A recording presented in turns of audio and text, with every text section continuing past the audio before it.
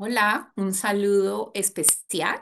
Si estás viendo este video es porque estás en mi canal de YouTube Psicología con Adelaida. Soy Adelaida Barliza, psicóloga, especialista y magíster en psicología clínica y he querido empezar a hacer este espacio maravilloso porque va a ser en honor a los sanadores de mi familia. En mi familia, tanto los Barlizas como los Macías, hay muchos de nosotros que nos hemos dedicado a la salud, tanto a la salud física como a la salud emocional. Y quiero que este espacio sea un espacio de encuentro con mi familia para poderte ir presentando a estos seres maravillosos que hacen parte de mi familia, estos servidores, estos sanadores que han consagrado su vida a esto, pero también como que podamos hablar de lo que ha sido nuestro desempeño en la salud, tanto física como mental. El día de hoy, y para inaugurar este espacio hermoso, te presento a Cecilia Barliza, quien es psicóloga. Y bueno, tiene una experiencia maravillosa y yo voy a tener que hacer un esfuerzo grandísimo hoy porque para mí ella puede tener 60 años, no sé cuántos nietos y yo la voy a seguir viendo toda la vida como mi hermanita. Así que lo que quiero que veamos hoy y que exploremos juntos es quién es Cecilia Barliza y cómo ha sentido ella el desempeño o su desempeño dentro del mundo de la psicología en Colombia y específicamente en Bogotá. Así que Ceci, empezaría preguntándote quién es Cecilia Consuelo Barliza. Hola hermanita, gracias por invitarme a compartir este espacio. Y bueno, si yo estoy acá, se debe en gran parte a ti. Adelaida es mi hermana mayor y pues siempre ha sido mi superhéroe. Entonces cuando yo era niña y la veía estudiando psicología, yo decía, yo también quiero ser psicóloga.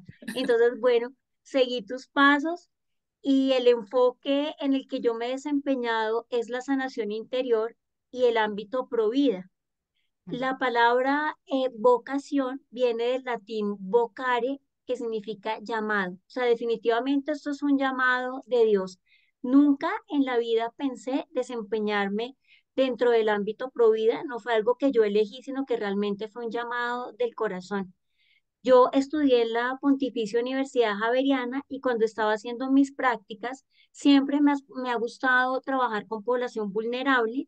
En esa época trabajaba en un colegio de fe y alegría. Los colegios de fe y Mm, alegría qué bonito. fueron fundados por el padre José María Velaz, padre jesuita, y el lema de ellos es Educación rica para los pobres. Es una obra bellísima. Yo trabajaba allí y por providencia divina fui a Sempafal, que es el centro pastoral familiar, a conseguir un libro. Y en ese momento conocí a Marta Saiz de Rueda, una mujer llena del Espíritu de Dios, directora de la Fundación Cultura de la Vida Humana.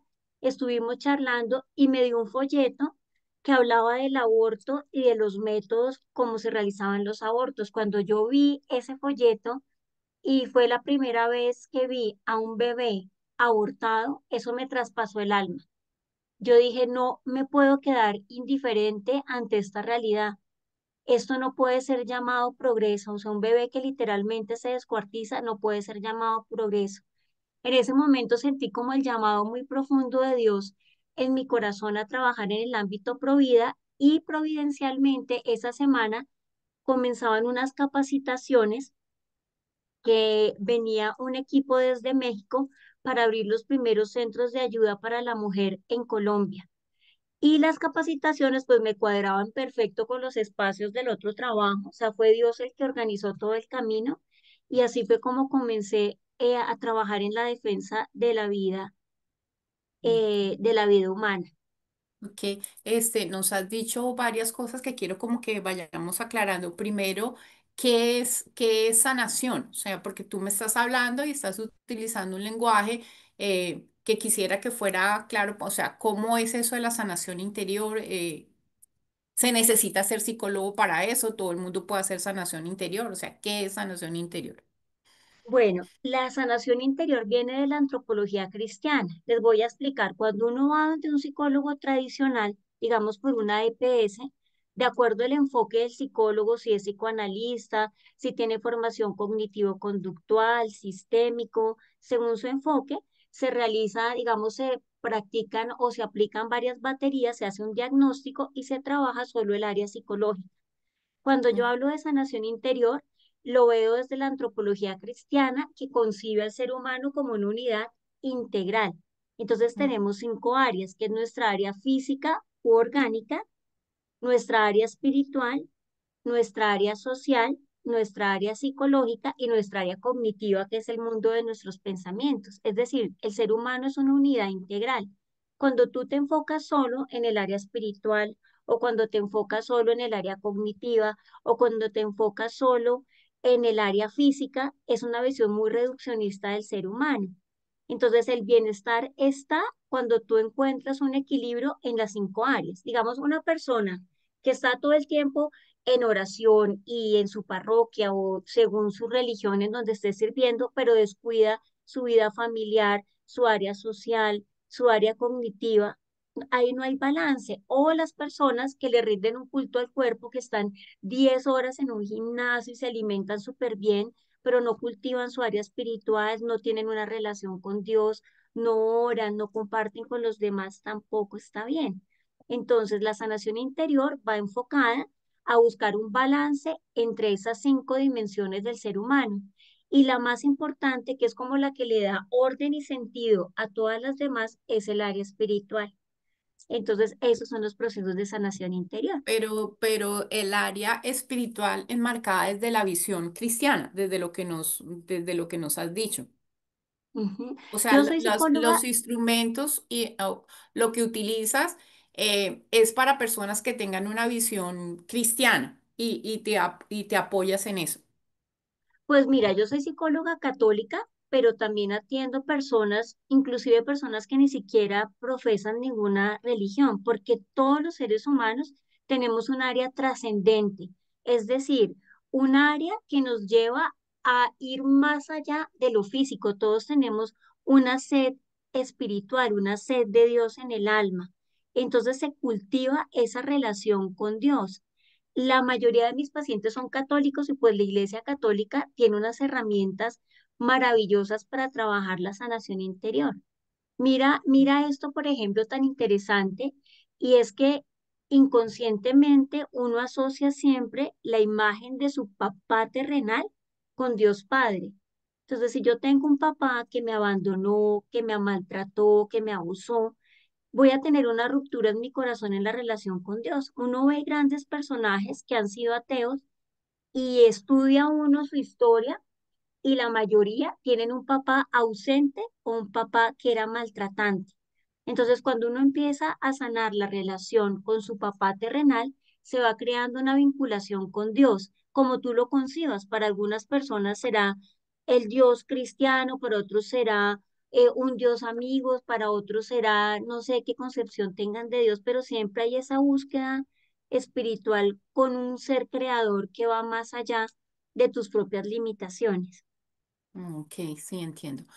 Em, si tú tuvieras la oportunidad de retomar tu vida otra vez, ¿volverías a estudiar psicología?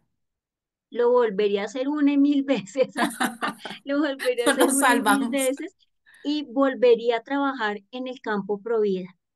Te Mm. voy a explicar un poquito en qué consistió el campo Provida, especialmente los primeros 16 años que trabajé con los centros de ayuda para la mujer. Los centros de ayuda para la mujer son centros de orientación para mujeres que viven un embarazo en crisis. Y lo que descubrí en esos 16 años es que nadie se practica un aborto. Espérate un momentico. Un embarazo en crisis es la consideración de que para la mujer está siendo difícil tener el bebé y está pensando en la opción de detener el embarazo. No estamos hablando de em, en crisis en otro tipo de aspectos, sino cuando la mujer está considerando que va a detener el embarazo, ¿sí? Cuando hablamos de un embarazo en crisis es que no están las condiciones, digamos, ideales para dar a luz. Es decir, la persona tiene problemas económicos, está solita, su pareja la abandona o le dan un diagnóstico desfavorable a nivel congénito. Eso es un embarazo en crisis, es decir, que no son las condiciones ideales, pero que se puede salir adelante con estos bebés. Y Ujú. lo que descubrí en estos 16 años es que detrás de la industria del aborto hay todo un marketing y todos unos eslogans, pero lo que está detrás es el dinero. O sea, cuando una niña entra a un centro donde practican abortos, para el abortista es un signo pesos con patas y pare de contar. Es una industria gigantesca. Por ejemplo, aquí en ¿Sabes? Bogotá, ¿Sabes a mí qué me impresiona en todos esos años de práctica terapéutica?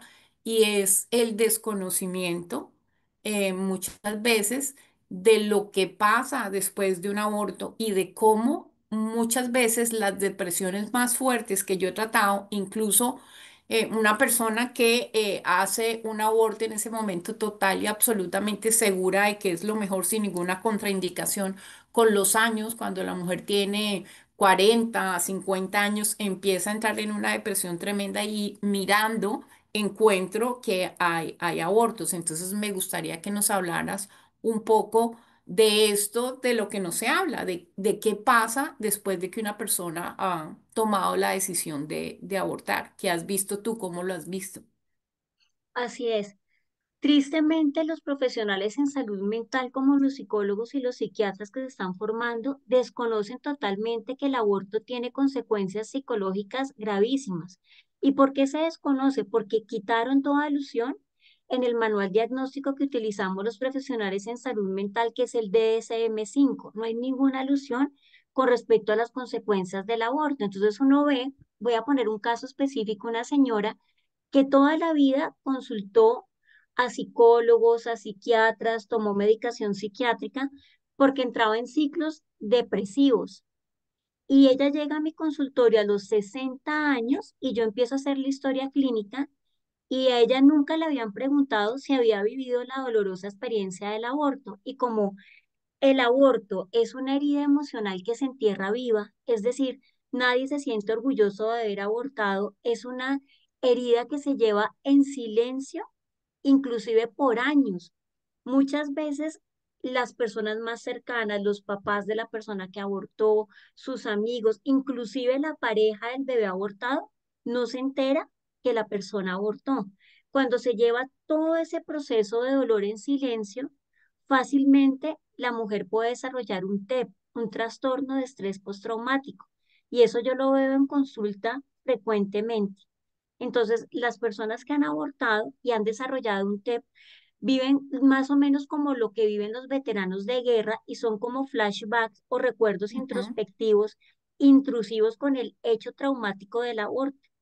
Estas personas refieren soñar con paredes salpicadas de sangres, con bebés perdidos o descuartizados, tienen alucinaciones auditivas, les parece escuchar la voz de su bebé que las llama mamá, mamá, papá, viven el síndrome de aniversario y es que para la fecha en que debía nacer el bebé o para la fecha en que el bebé murió, la persona entra en una depresión profunda, empiezan a tener problemas con los conectores. Los conectores es todo aquello que directa o indirectamente me conecta con el hecho traumático del aborto. En este caso sería como ecografías, visitas al ginecólogo, batas blancas, centros médicos, bebés en los parques, niños en los parques. Todos estos conectores la persona busca inconscientemente a toda costa evitarlos. Las personas que abortan y que desarrollan un trastorno de estrés postraumático empiezan a tener problemas, trastornos alimentarios como la bulimia y la anorexia. Y esto lo estamos viendo mucho con las niñas. y yo Muchas niñas que lo he entran en visto anorexia, porque a ujú, veces la consulta es por trastornos alimenticios y detrás ha habido la raíz un es un aborto aborto. 1, 2, 3 años atrás. Así es. Y es que es increíble porque muchas niñas ya utilizan, por ejemplo, la píldora del día siguiente como un método de planificación, están abortando, abortando, abortando y no saben cómo eso afecta su alma, su psiquismo, todo su ser. La persona entra en una depresión profunda.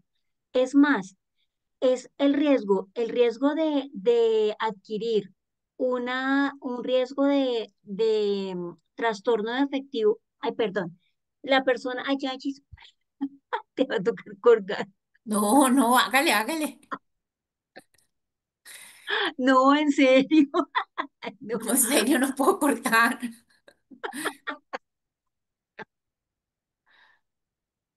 Bueno, ya pongámonos serios. Las enfermedades con trastornos mentales mayores, como el trastorno afectivo bipolar, como una depresión mayor, en la mujer que aborta el riesgo de suicidio es mayor, es de un treinta Sí. y cuatro por ciento, de un 34%, Pero, eso y es fíjate que altísimo. aquí me estás hablando de mujeres que abortan y no tienen otros hijos, pero a veces he visto y en cosas pues que no son católicas, pero estamos hablando de constelaciones, de eh, cuando una mujer aborta y después tiene otros embarazos, también eso tiene repercusión no solamente en ella, sino en los bebés que vienen después, en la forma en que se Claro, llevan los otros embarazos también. sí, sí, de hecho eso se llama bebé por reparación. Es decir, de alguna manera el Ujú. dolor que yo arrastro del bebé que perdí lo proyecto en el siguiente hijo. Y muchas veces hay una desconexión desde el momento del embarazo con ese bebé, con ese nuevo bebé que viene, porque inconscientemente me recuerda, la presencia de uno me recuerda la ausencia del que no está. Entonces ahí hay unos ciclos que son necesarios romper, que van muy desde el dolor, muy desde la culpa. Entonces definitivamente con el aborto no se está ayudando a las mujeres. Imagínense que yo atendí una señora, volviendo el caso de la señora de 60 años, que ella entraba en ciclos depresivos y la medicación nada le servía. Cuando ella toma conciencia que abortó a los 20 años, fue tanto el dolor que ella sintió que nunca jamás lo habló con nadie, nunca jamás lo habló con Mm. nadie. Y ella tenía que hacerse cada 2 años unas cirugías porque le salían unos nódulos en las cuerdas bucales. Estaba somatizando todo el dolor retenido durante años de la pérdida del aborto. Cuando ella se da el permiso de elaborar el duelo, de llorar, de perdonarse a sí misma, esos nodulitos desaparecen y nunca más la tuvieron que operar. Entonces, cómo todo ese dolor se somatiza y cómo todo ese dolor Y en silencio todo hace eso, tanto o daño. sea, lo que es el sentimiento tan corrosivo que es la culpa, ¿verdad? El vivir con culpa, cómo genera esta cantidad de cosas. Así haciendo un cálculo por encimita en todos estos años que llevas dedicada a esto, ¿cuántos años son ya? Por lo menos 20 años. En estos 20 años que tú llevas dedicada a tu práctica a tu práctica terapéutica y todo esto que me cuentas, más o menos, ¿cuántos bebés piensas tú que se han salvado? En Para que los no me centros de cuentes ayuda, de cuántas personas se han recuperado, sino cuántas vidas piensas tú que se han podido salvar allí. yo no sabría decirte, pero son cientos. Los centros de ayuda para la mujer al año son miles los bebés que se salvan, pero lo más bonito no es solo que se salve la vida del bebé, sino que esa mamá a futuro es increíble el cambio positivo que tiene. O sea, los hijos son vistos como una carga. Si la persona cuando está pensando en abortar dice, no, yo no voy a poder con este bebé, es una carga, pero mentiras, en el momento en que el bebé nace, ese bebé se convierte en un motor positivo para que las mujeres avancen. Hemos Ujú, tenido muchos casos de niñas que estaban muy desorganizadas, que no estudiaban, inclusive algunos empezando a entrar en el tema de la marihuana, de las pandillas, y cuando quedan en embarazo dicen, no, este bebé, este es mi propósito de vida. Y son niñas que se ujú, ponen muy juiciosas a trabajar, a salir adelante, es decir, tienen un cambio positivo en su vida. Yo de esos 16 años no me acuerdo de ni siquiera una sola mujer que me diga, Cecilia, me arrepiento de haber tenido a mi bebé. No conozco la primera.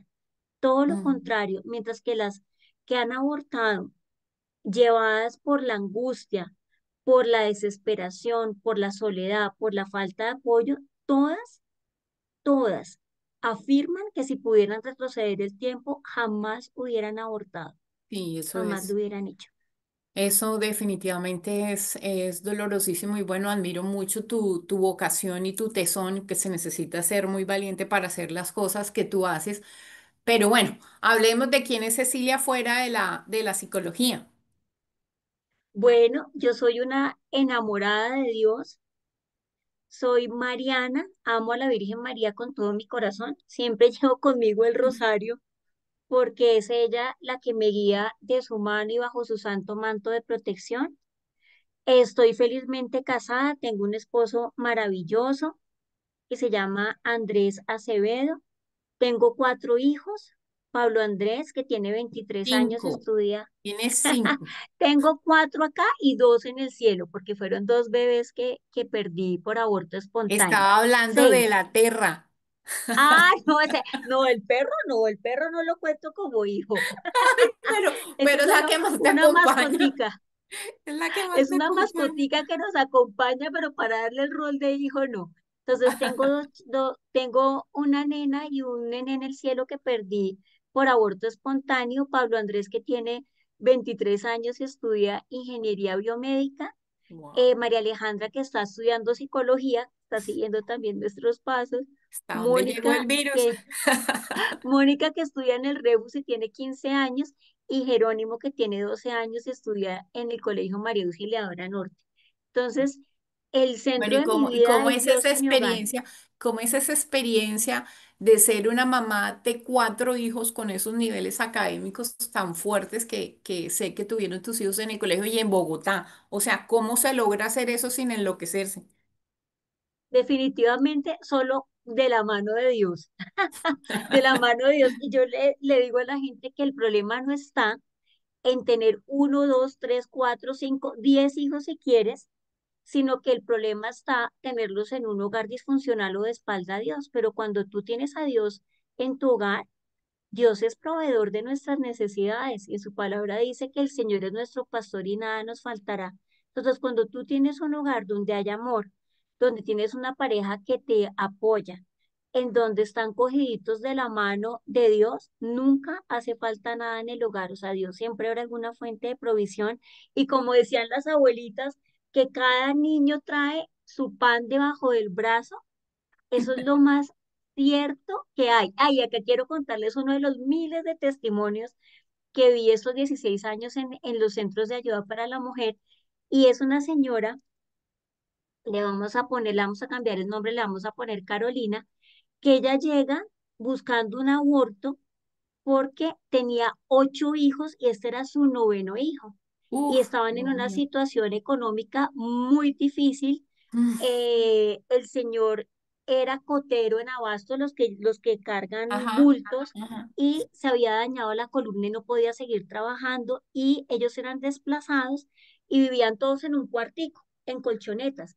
Cuando ella le dice al esposo que está en embarazo, pues obviamente el esposo, no, pero ¿cómo va a traer otro hijo al mundo? Y los hijos, no, mamá, pero ¿cómo vamos a tener otro chinito acá si ni siquiera cabemos? O sea, si uno lo veía humanamente, era un drama y no tenía solución. Pero como Dios es fiel y cuando nos abrimos a la vida, el Señor nos premia, ella decidió continuar con su embarazo y le inscribimos en un programa de casas del Minuto de Dios.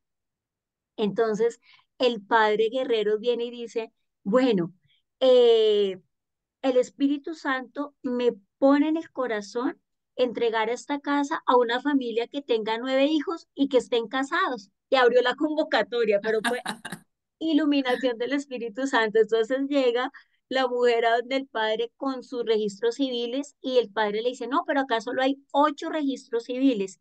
Y ella y le dice, padre, pero yo traje la ecografía porque estoy esperando el noveno hijo. Y ese bebé que todos veían como una amenaza para la familia que venía a robarles el pan, fue el que les dio la casa a todos. A través de ese bebé, ellos recibieron su casa.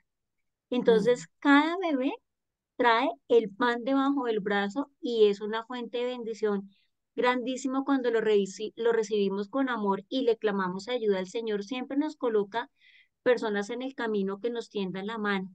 pero definitivamente el aborto nunca va a ser solución.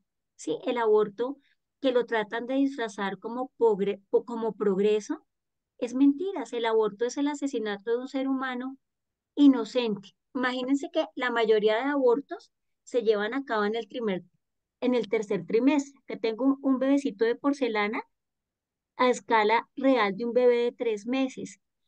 Cuando la mujer se da cuenta que está en embarazo, ya a los 21 días de concebido ya le late el corazón. A los 3 meses está totalmente formadito, se chupa el dedito, todos sus órganos funcionan armónicamente. Entonces, tan importante entender que la vida humana comienza desde el momento de la concepción. Es decir, en el momento mismo en que se une el óvulo con los 23 cromosomas, con el espermatozoide, con sus 23 cromosomas, y están los 46 cromosomas, que es lo que distingue a la especie humana, en ese momento en que se une el óvulo con el espermatozoide, Dios sopla su aliento de vida, es decir, su rúa, y nos da la vida, nos da el alma, que es lo que le da vida al cuerpo.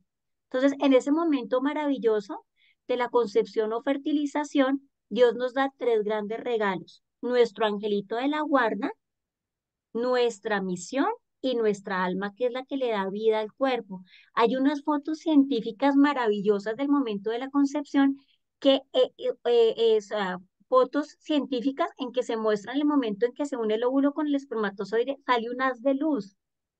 En ese mismo instante comienza la vida humana. Bueno, Entonces, y si no lo viéramos, y si no lo viéramos desde la parte espiritual, sí podemos decir que en ese momento se genera un ADN único e irrepetible que no ha claro, existido antes ni va a claro. volver a existir después.